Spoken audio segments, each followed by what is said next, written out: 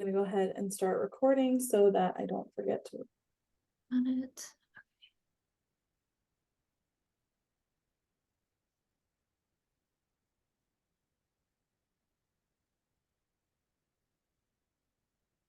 I'm having the Hello, everyone. Hello. We're gonna get started in just a couple of minutes. We're gonna keep letting people in. As you hear my little doorbell, sorry, I will mute myself in a few minutes when we get started. This meeting is being recorded so that we can put it on our CAT website for friends who were not able to join us today. For all of our students joining, if you are able and willing, we would love for you to turn your cameras on so that our guest speaker can see your lovely faces. You can leave yourselves muted if that's okay, but would love to see as many faces as we can because it makes it a lot easier when we're presenting on Zoom when we can actually see people. So thank you for those of you who are able and willing to do that. So I'm gonna keep letting people in here. My name is Meredith Beaupre. I see a lot of names that I know from students that I have been fortunate enough to work with here in my role as pre-health coordinator in the honors program. A lot of new faces and new names as well. Heather Storm is from PAEA. She is here as a gracious favor. Looks like Heather, you're screen sharing. I think you mean to do that. yes, I think. Am I sharing the right screen? You're sharing your email. Oh, well, great. No, that's not what I mean to share. That's okay. So Heather is going to do a presentation for everybody on the centralized application service for our PA students. So hopefully all of you are in here because you have an interest in applying. There you go, Heather. For a role for PA school. If you are not applying to PA school, this might still be interesting, but it might not be quite as well. So I am going to mute myself here in a second and let Heather take over. Like I said, this is being recorded. So if you are, and with that, if you are able and willing to put your camera on, we would love to see your shining faces. As you have questions throughout today's presentation, which will go in and out within an hour, but as you have questions, please put them in the chat and I will lob those to Heather as we go, and that is fine. If you need to leave a few minutes early, that is fine, no worries. I will lob those to Heather so that she can answer them as we go. So without any further ado, I'm going to mute, and Heather, it is all yours. All right. Welcome everyone. Is there a way to turn the sound off for when people come in the room? So it's not doing the little doorbell sound. Cool. Okay. So I am Heather Storm. Nice to meet you all. I work with PAEA. So we are the national association that represents all of the PA programs in the country. So we work with PA schools. And then I work specifically with health professions advisors. I work with pre-PAs.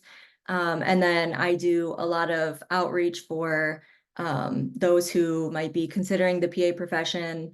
And then getting information out to advisors who maybe don't know as much about the profession or don't have the resources, or even those who are just learning about the profession and need to know more about it. And then we're working on getting more presentations done like this to help everybody learn more about the application process in general. So I'm going to go over some general like profession information. We have a lot of stuff going on in the PA profession in general, like current issues. And then we'll go through the application this year. In particular, the application launches in April, but we have done a lot of enhancements this year to the application that'll be really important, good for you guys to know about. And then I'll cover some like general tips and then common missteps that we see that you all can avoid, and then resources for you all. So general profession information, I'm going to talk about like some current issues, and these are not just specific to this year, but they've been pretty common we've seen like the last few years. So the first one is use of AI in the application process. So I'm sure this isn't new to you all, but this is something that we've added into our application agreement this year. So when you go through the application right at the beginning, you will sign off on basically like what we generally call a code of conduct, but professionally we call an applicant user agreement, or like a policies and procedures. And there's now a line in there about basically that you agreeing that you're not going to, use AI to write your personal statement. You're not going to, basically create a fully AI generated personal statement. That doesn't mean that you can't, use AI to get ideas or things like that. But you're not going to plagiarize, because like with AI. And it also says that, schools may use AI services to, check if your statement has been written with AI. Those are not always the most reliable. So just making sure that you are doing your due diligence when you're writing your statements. Another thing, just this isn't necessarily application specific, but making sure that you are not like generating AI responses to like interview questions or things like that. So I think we all know that a lot of times when you go into, if you get far enough in your application process to get to the interview phase, and a lot of those questions sometimes are kind of canned. Don't generate a response using AI and then give that response to the school. They're going to know. That's something that's been widely discussed. And I think something to just sort of keep in mind is that my son is home right now and he is creeping in the door. So I have tried to keep him out, but just so you know, he is 6 and he may not listen. So I apologize if he interrupts, just FYI, I am at home and he is here.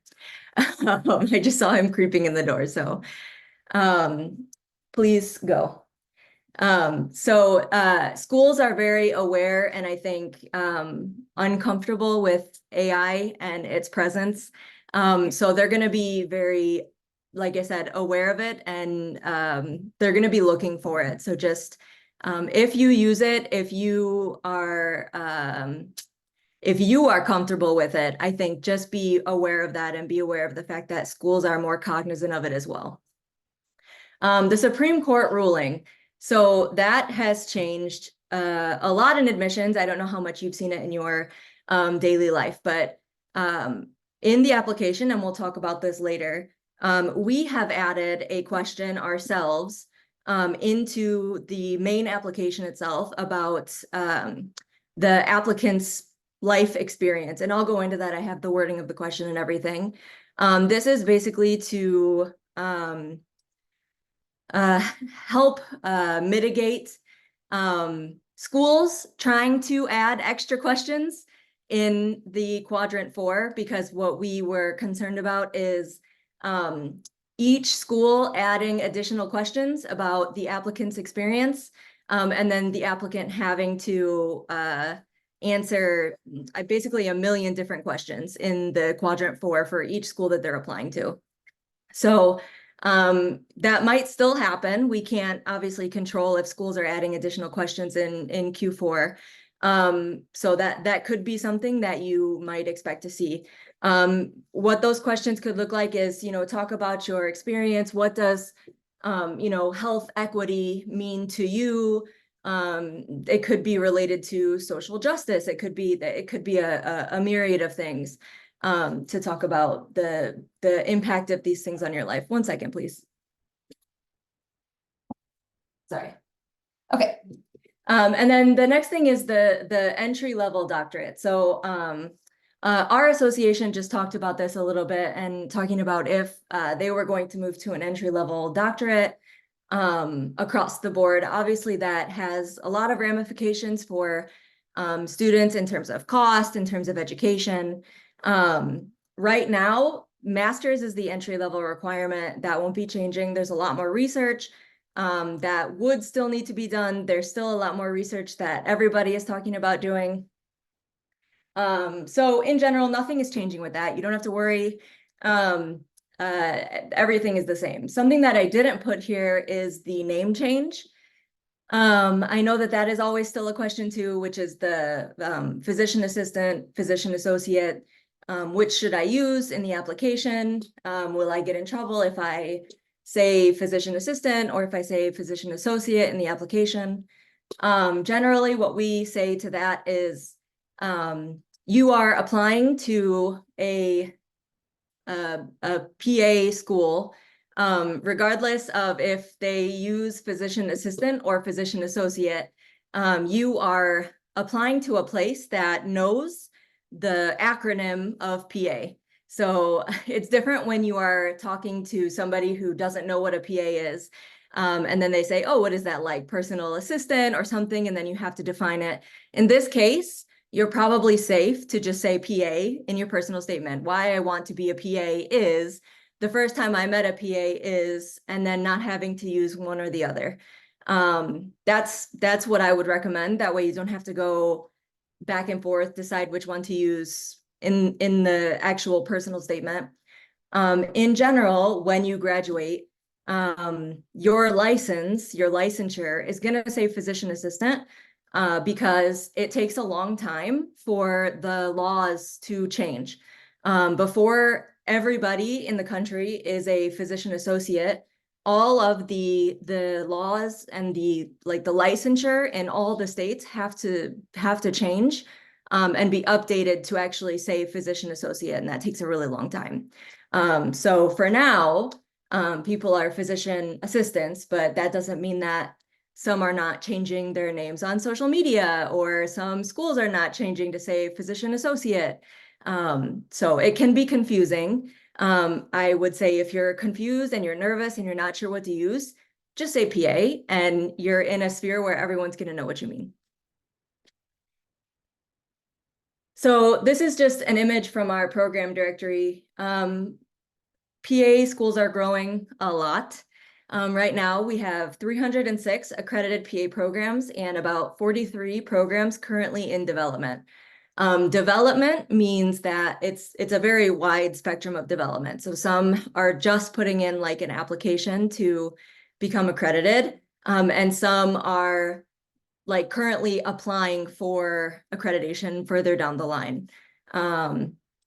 This is a very wide, like scattered map, as you can see, of like where programs are more concentrated, less concentrated. I always say to keep this in mind when you're looking at where you're going to apply, where potentially you might look at where seats are, even where you might consider like getting a job later, because obviously there are, you know, a lot of PA programs up in the New England area, but there's also a lot of demand. There's a lot of competition. You also might consider looking in like a rural area where there might be like a high underserved, medically underserved population, and you might be more likely to get a like a spot in a program, or people might not want to go to that program or something like that. So I have this on here. So this is our, I don't know if you can see this because of this pop-up, but and I can't see my mouse either. Oh, here it is. Okay. This is our common prerequisite document. So these are prerequisites that we pulled together from the CASPA application, because nothing is standardized in PA, right?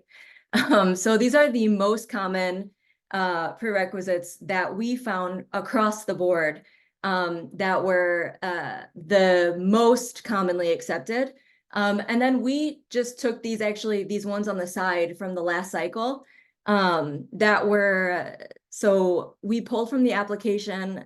These were the ones that were accepted on the actual document. And then the additional ones that were also required was medical ethics, abnormal or developmental psychology, and then oral communication. And then other, like some just had other, which is very not helpful. And then we had an additional of just recommended. So these were not required, but some additional programs had a column of just like, we don't require this, but you're a step above if you also have these, which we discourage them to do that. But some of them still do it anyways. And those courses were additional upper level biology courses, pharmacology, and immunology.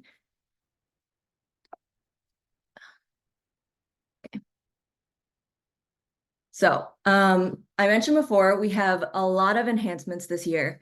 That doesn't mean they're all major, but we've made a lot of what we think are improvements to the application. So one of them is this. So this is the life experience essay. This is, again, to hopefully help mitigate getting a lot of questions from each individual program in quadrant 4.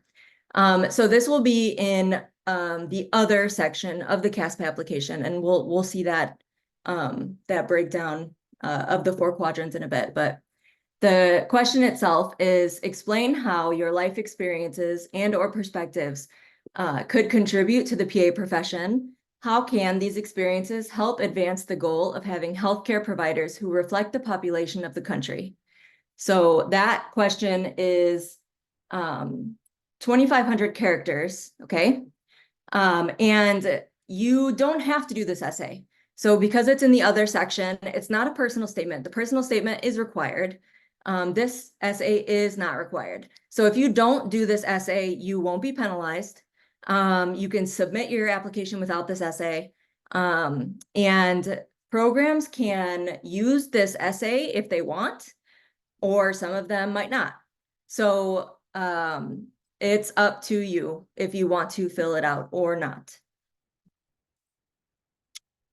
This is a criminal background check question. So I think the biggest thing for the applicant on this update is we have added this question into the application, and instead the change on your side is that right now programs used to have different questions in the there's 4 quadrants. So in quadrant 4, programs used to have a varying amount of questions if their state allowed them to.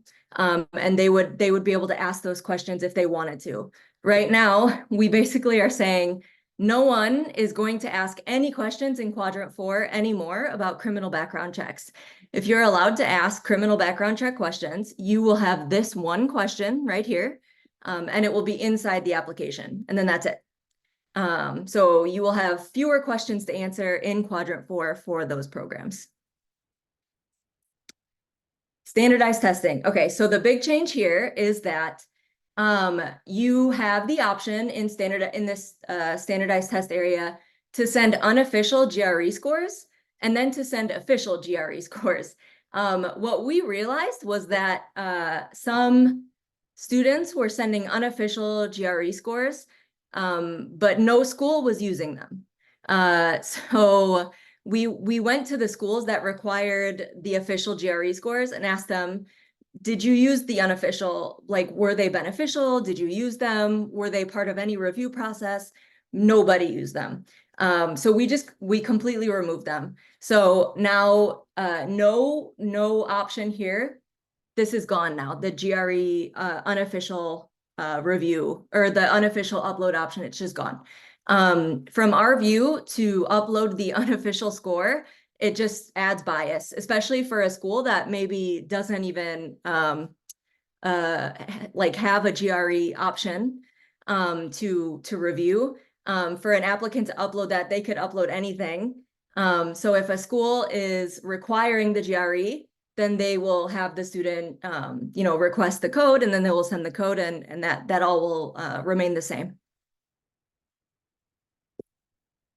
So this is a small change, but as for now, a school would, if a school had a supplemental fee waiver and the applicant applied and qualified for our main CASPA, like national level fee waiver, it was kind of a confusing process basically for the student then to find out from the program, hey, do you have a supplemental fee waiver?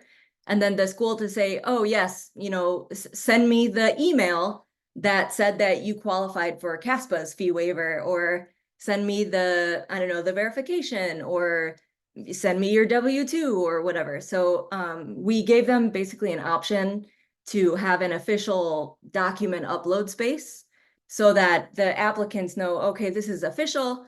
You want the actual CASPA fee waiver notice that I received from CASPA to upload here so that I can qualify for your supplemental fee waiver.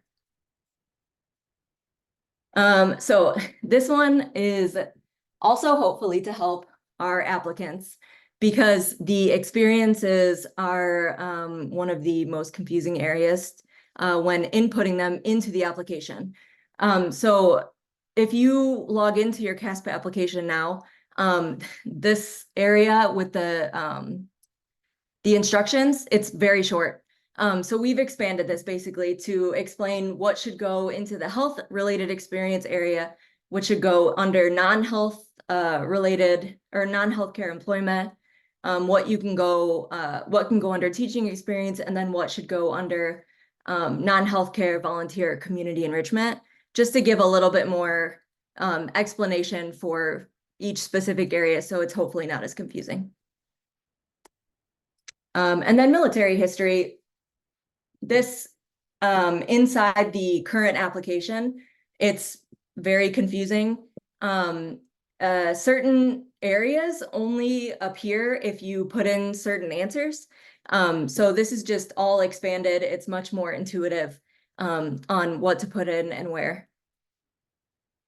And then this is the same as pretty much the experiences. Transcript entry is very confusing. So we just built out the coursework entry instructions here for applicants so that it's not so confusing. Heather, I have a quick question. Yep, go ahead. Is there somewhere on CASPA where we can see on our end that each school successfully received our GRE and CASPA scores? If so, where is that? It's not inside CASPA. When a student when a school requires the actual scores for the test, they have an official code. So you get the code from the school and then you send them, and then it'll show that they've been received or not once you get and send with the official code. Okay, that's good. Yes, thank you. Okay.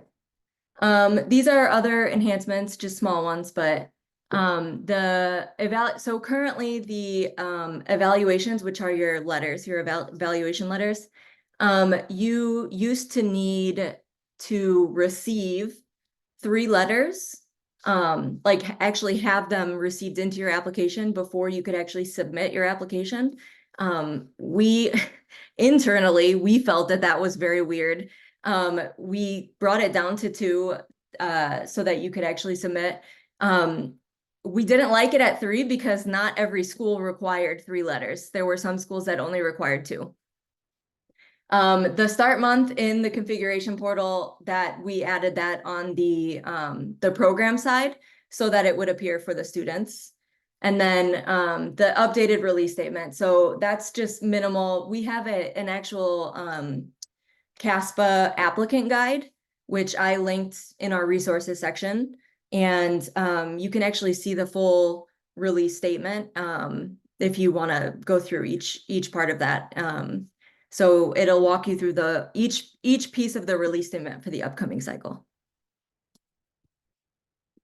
So launch date and fees, the fees are the same as last year. And then the launch date for this year will be April 25th, which it's always the last Thursday in April. And then the fees are $184 for your first application and then $61 for each initial. And then we have our PAEA fee waiver that covers the cost of your first 2 programs. So you have to apply for those first 2. You have to click submit for those first 2 at the same time to get the whole award amount that covers the $245 total. And well, one other thing with that is that like I mentioned with the supplemental fee waiver, that if you qualify for hours, then there are other schools that may offer you their supplemental fee waivers. So just make sure you check with them. These are the application deadlines. They're the same year over year, these 10. And then some timelines that I built out generally, like 10 to 12 weeks out prior to any deadlines that you're looking at applying to be like arranging your transcripts, entering your coursework, and checking in with your evaluators. Like 6 to 8 weeks prior, submitting and completing your application, reviewing everything for verification, and then monitoring your application. And then like 4 to 6 weeks prior, continuing to monitor and check the status of your application, and then always checking the check status tab inside the application. This is the application at a glance. This is actually the test environment. So this will be the 24-25 application. So the area that I was talking about before, this personal information and supporting information, that's where you'll see the new pieces with the new essay. And then, oh, actually, you know what? So, and then earlier I was mentioning, if you haven't gone in to the application before, like ever, I would recommend making a test application. But if you've never seen this before, and we talk about like I mentioned like the 4 quadrants. So the first, personal information, is 1, academic history is 2, supporting information is 3, and then program materials is 4. So 1, 2, and 3 are all your information. Program materials is filled when you select your programs. So at that top bar, you see my application, add program, and then the other 2. Add program, as you're selecting programs that you plan to apply to, that program materials section will add more and more information depending on what schools you're adding. And so the program material section will be, for each school that you add, it'll be documents that those schools require. It will be additional questions that those schools might ask for. If those schools have, they might put in like, if they put their supplemental application in there. So it could be their supplemental questions. And then just like additional pieces like that.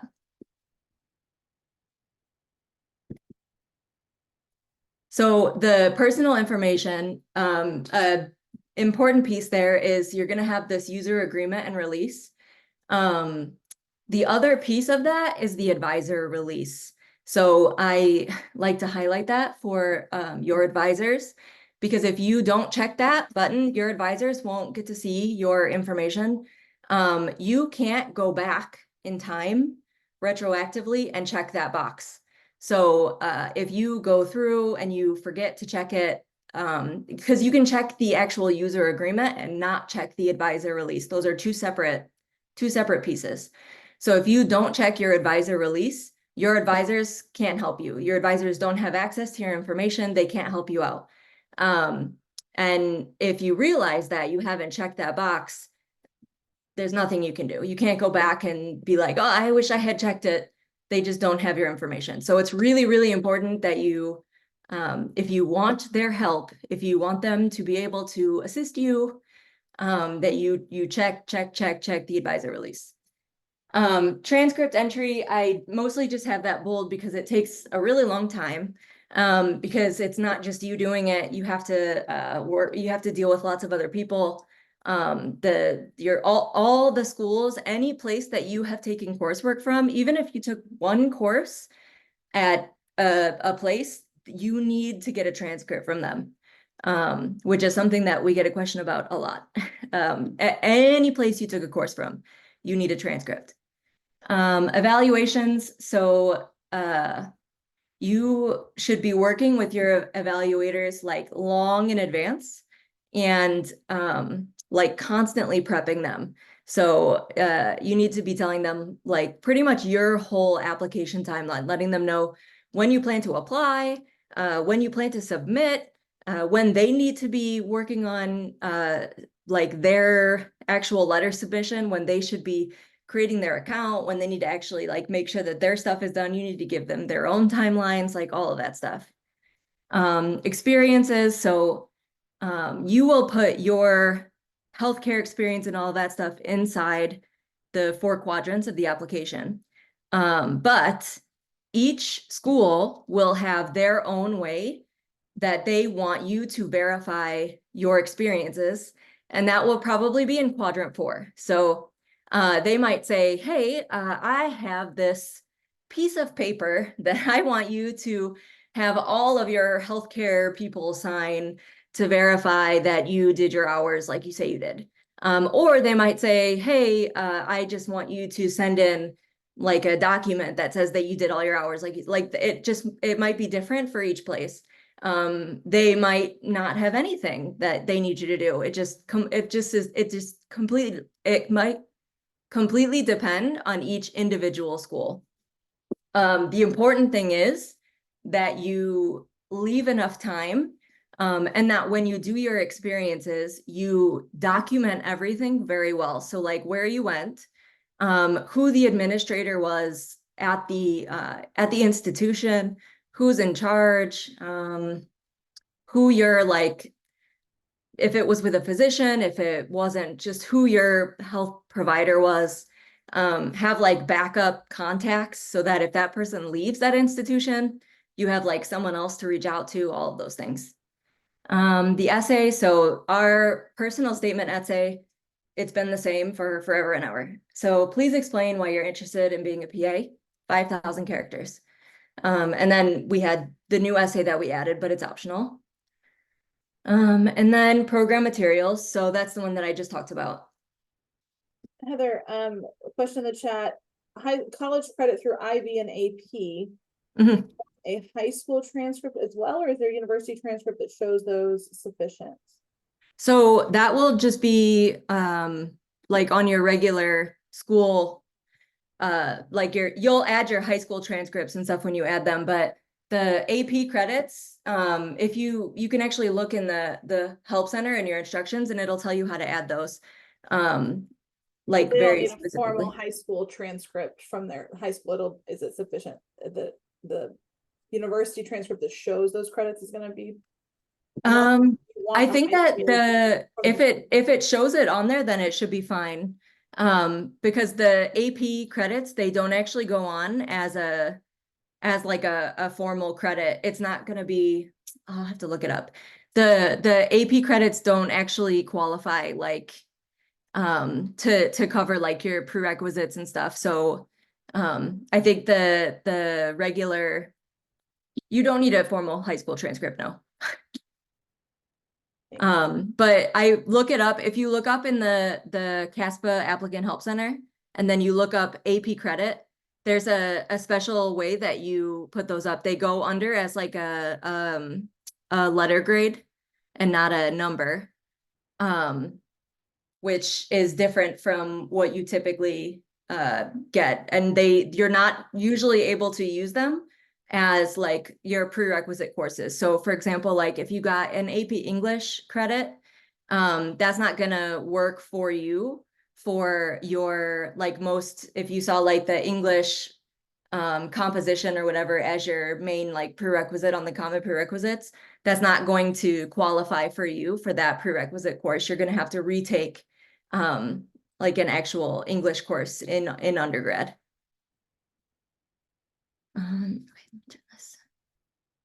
Okay, so tips. Applicants typically apply to an average of 8 programs. That's just based on our numbers, but I give that with the disclaimer that we have some applicants who have applied to like 20 programs. We have had applicants who have applied to 1 program and gotten in because it was the one program that they matched with like their like mission, vision, values. So they were like fully aligned with that program. So that leads me to number 2 here, which is that, you know, it doesn't matter how many programs you apply to, if you're just sort of like shooting in the wind. I know that at this point in your, you know, in your like college career that you have to start sort of with stats because there's a lot of school. As I told you, you know, there's 306, right? There's a lot. And it's pretty competitive. And I don't think that that's necessarily a bad way to start to narrow down your number of schools because there's so many. But I think that's maybe just the way to start because there's so many. At a certain point, after you narrow it down, it has to be more than stats, right? Because you're more than stats. And you're going to be in PA school for quite a while. And PA school is very, very difficult. We have a lot of students who go in and they expect it to be um, they expect it to be what they've experienced in high school or what they've experienced in undergrad. We have students who have, done master's programs and they think, well, I've done this, so it's going to be, not too far off from that. And it's not. It's really, really hard. And so the way that I think we want you to look at it is that I guess look at what is most important to you as a person, as a future healthcare provider, as a person who cares about things. What is it that you care about? Also, what is it that matters to you that keeps you grounded? Do you need to be near your family? Do you not need to be near your family? Do you need to be near the beach? Do you need to be connected to community, like community involvement? Is that something that's really important to you? Do you need to be engaged in like volunteerism? Do you need, like, what is it that matters to you? And then find a school that aligns with that. What is your why for going into this profession if you are committed to going into this profession? If not, what is your why for going into healthcare? And then find the school or find the handful of schools that I guess aligns with that focus, that mission vision, and focus on those. And I think if there's still a very large list, then use the limiting factors that you might have to work backwards, do you have to care for family members? And so you can't go far from them because, okay, then you have a smaller list then to work with. Do you have a family? Do you have a partner or children or, you need to have in-state tuition or whatever it might be to help you narrow down your list a bit and then go from there. So I get that we all might have stats that we need to work with. But also if you are looking within your mission, vision, value, you're going to connect more with the school. You're going to be more likely to be successful at the school. And then I guess the school's going to see that when you're applying and you're going to be a better fit. It's going to come out in your essay. It's going to come out in your interview. And you're just going to be more successful. This one is kind of like both for students, but also for your advisors here, but work with your students on how to ask for letters. So if you don't have people already identified that you might be able to ask for people who will actually write you a good letter, not someone that you've like worked with once. Don't shadow somebody for like 4 hours and then be like, hey, will you write me a letter? Because like, what is that person going to say about you? Is that going to be a good letter? Like, probably not. Think about what you want that letter to say about you for a school. What would you want to read about you to get into this school? What would you want to read about you as a provider? And then figure out, like who you should be asking. And then finding experience hours, it's really hard. A lot of PA schools are starting to scale back on their hours, and then some of them are accepting virtual shadowing, so look into that. And then here are some ideas and suggestions. So, looking at local hospitals and clinics, which I'm sure a lot of you are doing. If you can, check with alumni or, your campus career center about healthcare providers that maybe have graduated. And I would say, like anybody, not just PAs, and just start with that. There's also a lot of social media groups that have like pre-PAs and current PAs that you can look at. If you just search pre-PA on like Facebook, there's so many groups with like really good advice, and there's current PAs and like PA students and then pre-PAs. So they're really helpful for like all areas of the spectrum, I would say. And then this is I don't know if you can, hopefully that's not in the way, but I can share these later too. But this is a good chart about like the differences in experiences. So the way we describe patient care experience or direct patient care experience is hands-on, directing the course of treatment for a patient. And then like these are some examples of that. So usually like CNA, EMT, phlebotomist, medical assistant, which I think we have. Oh, we don't have it on both, but I've seen medical assistant count is both. So, and then like, yeah, PT, physical therapy aid, those types of things. And then healthcare experience, which is like in a healthcare setting generally. And it's usually more like front office. Oh, there we go. Okay, front office only, MA. Research assistant, medical interpreter, like volunteer, things like that.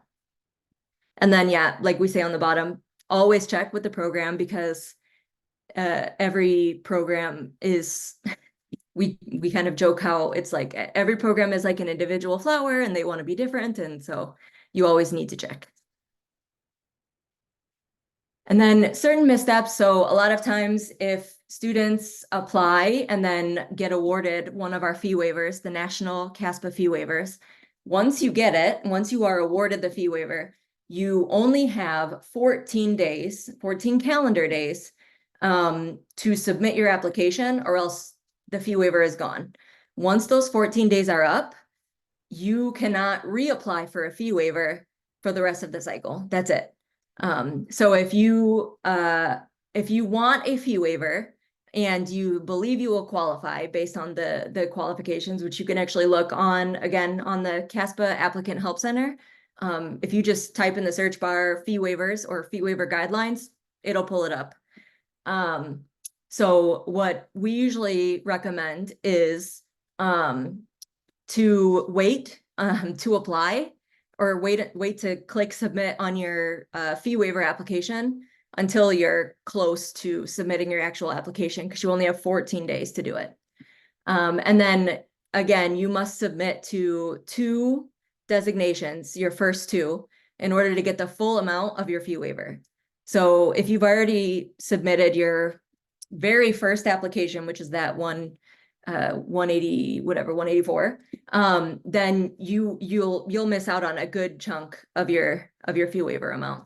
And then, yeah, like the last year, over 300 students didn't redeem their full award, which doesn't seem like a lot, but it is a lot. Transcripts. So requesting and reviewing your official transcripts, make sure you do this. It's on here because so many students do not. And it's on here because it slows you down. So transcripts are probably like the top thing that keeps students from being verified. And then when students are not getting verified, usually they're probably missing their deadline. So you need to make sure that you're reviewing your transcripts when you put them in, so that you don't miss whatever deadline you're needing to be verified for the application deadline. Using the information from the transcript request form. So if you, again, go into the CASPA Applicant Help Center, it is like the biggest font of information, so use it. And you search transcript entry, that's it, transcript entry. It has the exact address where you're supposed to send your transcripts.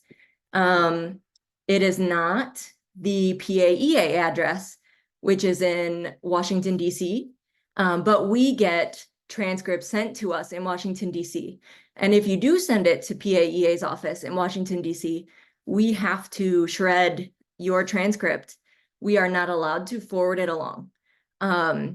They have to go to the actual like liaison address, because they're like, special documents. So please review that, please. And then another thing that we see a lot is students not realizing that they have like a parking ticket or like an overdue library book that they never paid off. And so their transcripts are held up because they have like a financial hold with the school. So they're like, I sent my transcript, but then they're like, wait, no, I didn't, because I owed like $5 to the school. So check that before you like even order your transcript and make sure that you don't have some like weird hold or something, because that happens a lot. So professional transcript entry, this is another big one. Professional transcript entry, again, this is something you can search in the search bar in the Help Center, is a separate service. It's a separate like company outside of PAEA and CASPA. These are like a group of people who will put in your transcript information. So you pay them to do this. The money is separate. So you pay for them, they put in your transcript information, but they can't start doing it until all of your transcripts are received. So they still need to have your transcripts there. And then you have to have already been in like submit status. So you have to have like 2 of your letters have been requested and all of that. All of the things required to be in submit status.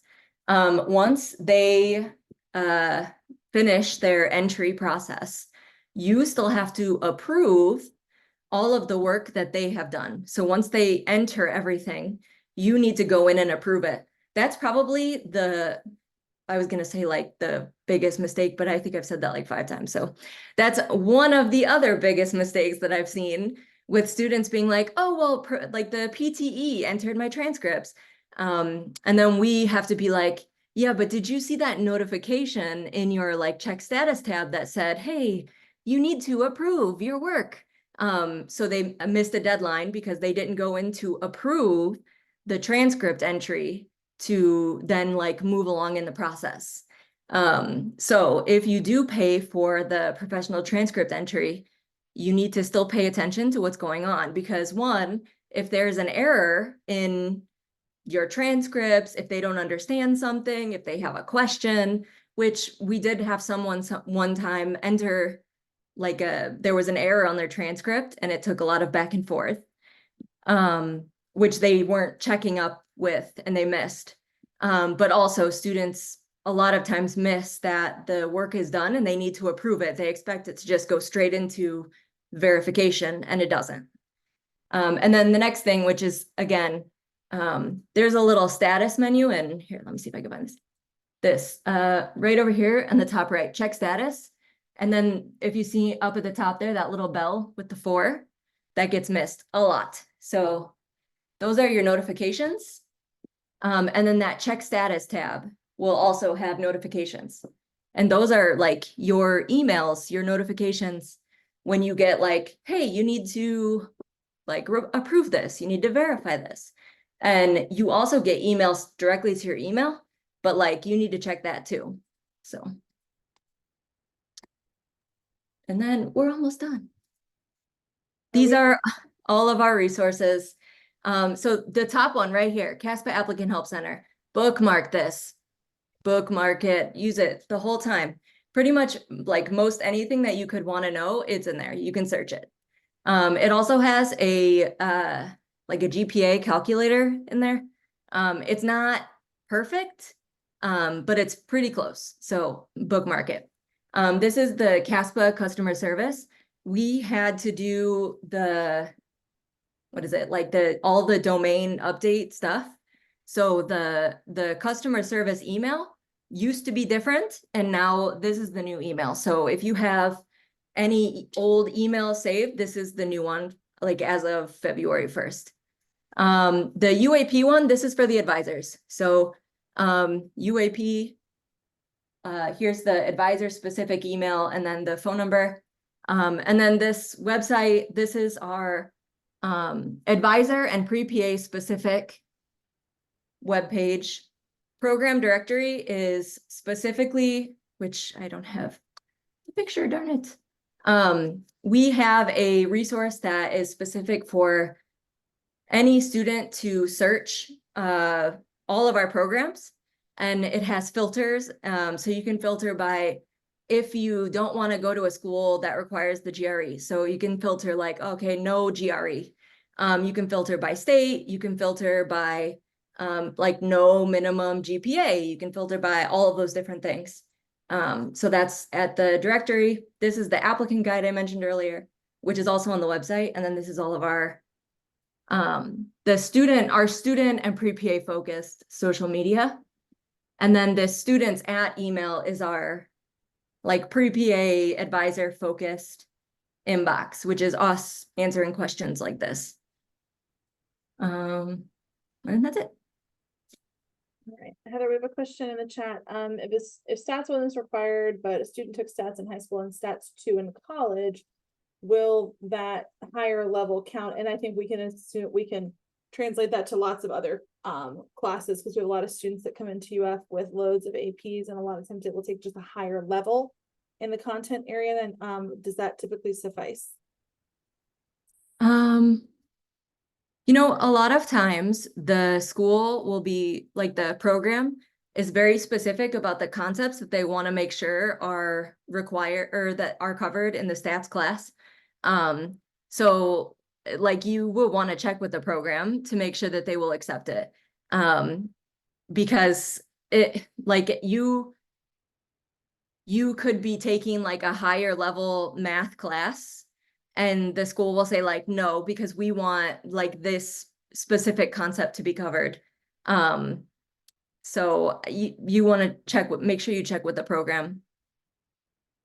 Like as much as I will want to say yes, it happens too often that the program is like, no, because we specifically want this. So. Other questions from our students? We've got about 10 minutes left with Heather. I think that's the first time that I've gotten everything done under time. You did great. I have a question. Could you go back over the advisor release again? Like, what's the purpose of that? Yeah. I can answer while she pulls that up. As an advisor, it helps us to be able to see who our students are that are applying, to where have you applied. It helps us support you, and in all honesty, it also helps us with future students. It helps us kind of with trends and being able to know. So as an advisor, I always request that our students, and this is for all of our students across all health professions, to do that release if they're comfortable with it. We don't share it. We don't run around with lists saying, hey, look who applied. But it helps us. And then also when we're working with y'all, it helps us to be able to pull up and kind of see where you've applied. And Heather might have more to that. Okay, so you just enter your advisor's information at that point? No. No, it should be a checkbox, if I remember correctly, that allows release, because then as advisors, we can go into the system. Okay. Our school. Are you seeing this right? Can you see this? Yeah. Yes. Yeah, so it's just this bit at the bottom. It's just selecting yes allows this for you to see this health professions. It's this bit here. And there's a whole release. This is our CASPA release, and all of this is the previous cycles one or the current one. And then this bit at the bottom is separate. So there's a checkbox here that's for the regular like CASPA release. And then this one is the advisor release. And like I mentioned in the resources, that UAP, which is called the Universal Advisor Portal, this releases, if you select yes, your information to your advisors in the Universal Advisor Portal. And each health profession releases different amounts of data to their advisors in that profession during different parts of the cycle each year. So it allows your advisors to better advise you and to better advise like students at their school, basically. Gotcha. Dr. Didi's got her hand raised, and then we have a question in the chat. Hi, Heather. Thank you so much for a very comprehensive presentation. My question has to do with what expectation one would have in terms of notification. Like you don't get a a letter, a rejection letter, you don't hear anything. So kind of what would you advise as to how to handle that? And at what point do you realize that you're probably not going to hear from them? So this is it's not a funny question, but it's an interesting question because we are on a lot of these student like applicant groups, right? Or like pre-PA groups, and we heard it called like ghosting, right? From the schools to the applicants. And then we heard sort of the same thing from the schools about applicants as well, like that they were getting ghosted by the applicants about like school seat decisions. Like, oh, if a student had more than one offer, then they like wouldn't get back to the other schools about if they accepted their seat offers. So I found that kind of interesting that everybody feels like everybody's getting ghosted, but like, how is that possible? We have put in our policies and procedures that schools are supposed to let students know like after so many days. I don't remember the amount of time, but that they're supposed to like inform students about like accepting or rejecting after so long. The problem is that if a school doesn't hear from a student about if they are accepting a seat or not, then they can't let another student know if they have a spot or not. So I think that's like part of that problem.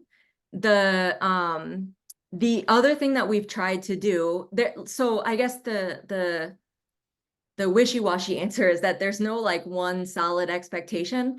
Something that we've tried to do within the reporting structure for the schools to hopefully sort of help that for the students is make it easier for schools to report inside their version of like the UAP, which is web admit, to say if a student has multiple offers pending, and then to change that on their ends too for other schools to be able to see that.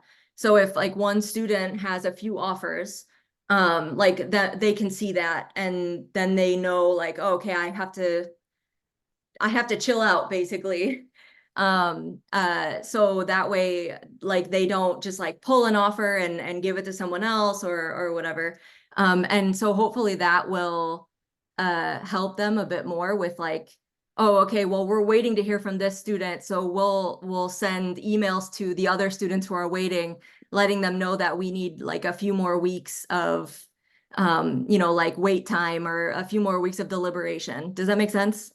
It does, and thank you for sharing that. In addition to that, I was wondering about just even getting an interview, Yeah, putting I an think that's, application out there. And then, yeah. like I said, some schools will then reply and decline you, but then you wonder about the other schools, are they waiting to see how the interviews turn out? Am I still in consideration, or at what point do you realize, no, you didn't make it and they should have told you, but they didn't? Yeah, hopefully that helps a little bit more with that. And I guess the hope too is that the school communicates because they have that information more, and we're trying to encourage them to do that. The other thing is, so I pulled this up, the directory. You guys can see the screen, right? And just a heads up, I've got 3 questions in the chat. We have 3 minutes left. Okay, so on this directory too, and I know sometimes you can see this inside the application, but you're only going to see it for schools that you're indicating that you're applying to when you look at the program page. So if you're looking at a lot of schools or something and you're not sure or you don't want to go into their program page, like I don't know if this school has it in here, but this is our program directory, and so if you want to know like because you might not know if a school is like waiting on interviews or not because they're rolling admission. So like you might want to check on that, and that might help you know, oh, am I just going to be waiting for a while because they're rolling admission, or am I going to find out after their deadline that's when they're going to make all these decisions? And so like in here, we've started trying to ask that here, like an admissions type, applications are reviewed on first come, first serve, or it's going to be after their deadline. So that's something that I would check too, if they give us that info. And that's, like I said, that's inside our directory. That's on our main page. So yeah. Thank you, Heather. Yeah. All right, I think we can do these last three pretty yes or no. Okay. So for certain categories in CASPA, such as volunteer experience and leadership experiences, if a student has experiences that fulfill both categories, do I just pick one category that I prefer that it go under?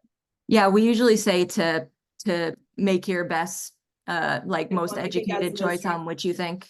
Okay, great. If somebody wants to get ahead on the application, would you recommend starting to fill out CASPA now before the cycle opens, and then when April 25th hits, select the rollover application, or should they wait to start? No, I think you can start now. The only thing to be aware of is that between like April 1st and April 25th, you won't have access. It shuts down in between that time. And you can't roll over your personal statement. You can't roll over letters, and nothing in quadrant 4. So no program material, nothing program specific. So don't fill in those things because you won't be able to roll them over. But everything else, anything else, transcripts, yes, but like anything in quadrant 1 and 2, you can pretty much roll over. Last one, would it be possible to submit 2 different transcripts on CASPA? Student wants one school to receive a transcript that says pass for a class, but all the other schools, they want to have transcripts that have the letter grade. For the same class? Yes. No. I didn't think so. Okay. Yeah, you'll have to have one transcript for the same. I mean, every school is going to need the same transcript. Yeah. Okay. Okay, well, we are right at 5 o'clock, which is perfect because I want to be respectful of Heather's time and those of you who are have other commitments right at 5. Thank you, everybody, for joining us. This is recorded. This will be on the advising website. Later on, it'll have the link to this if you want to go back and see Heather's presentation, or go back and look at one of the slides that she had if you're going to be able to do that. But thank you all. Don't forget to reach out to us advisors if you have questions on this application process as you're going. And when we don't know the answers, we'll just call Heather. So thank you everybody for being here. And Heather put her, or not hers, but an email at students@paeaonline.org for questions. You all can submit questions there and they will help you address those. But thank you, Gators, for being here. Y'all have a wonderful, wonderful day. Oh, I realized I was still sharing my screen. Oops. I'm gonna stop recording.